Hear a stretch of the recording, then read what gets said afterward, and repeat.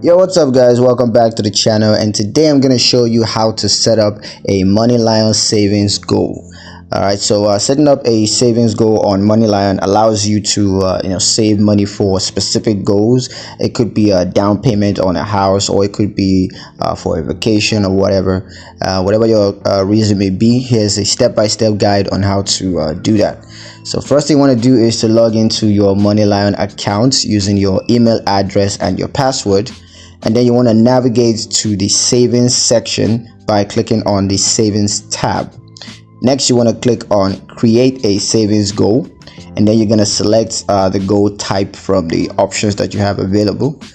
Next, you want to set the savings target and deadline. That's how much you want to save and or the deadline for that. And then you want to choose the savings frequency. It could be weekly, monthly, bi-weekly, or whatever.